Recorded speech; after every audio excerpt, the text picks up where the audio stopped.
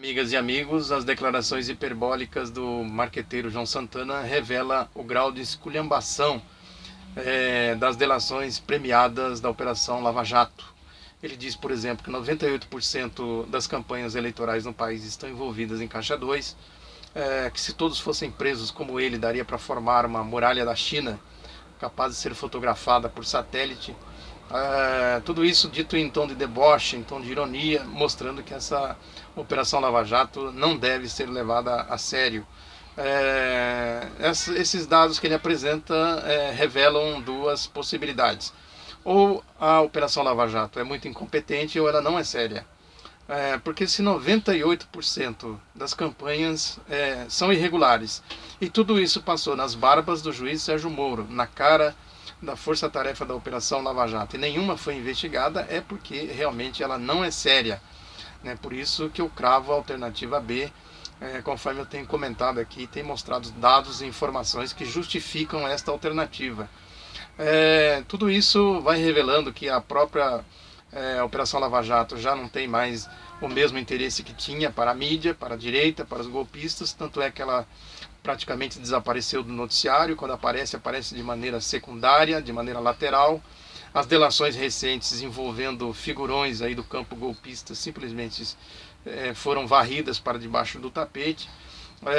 Enquanto isso, o governo golpista vem sendo apresentado com uma nova moldura. Os dados da economia são cada vez mais supervalorizados, fazendo aí um contraste com a época do governo Dilma, como se o país tivesse mergulhado num caos, num cenário inflacionário. Então vão manipulando esses dados para criar essa diferença entre um governo e outro, naquela linha de criar as condições para a aplicação das medidas neoliberais. Acho que o caso mais emblemático de tudo isso é esta manipulação do déficit orçamentário.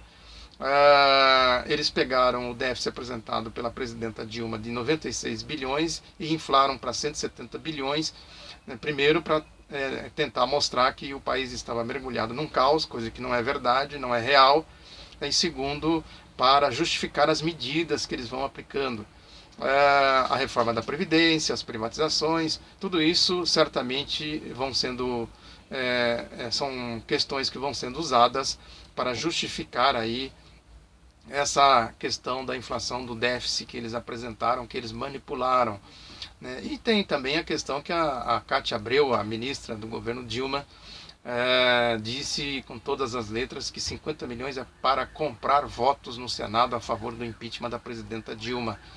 Então, o resumo de tudo isso é que o governo golpista vem sendo cada vez mais higienizado, apresentado aí como se fosse um governo capaz de tirar o país da crise, da situação em que ele se encontrava. Tem aí também a questão do congelamento dos gastos não financeiros do governo, aí por um período de 20 anos, certamente vai afetar grandemente as questões sociais. E de manipulação em manipulação eles vão engambelando a população, vão criando essa situação aí no país que certamente logo logo os efeitos começarão a aparecer. E por outro lado intensificam aí os ataques à presidenta Dilma.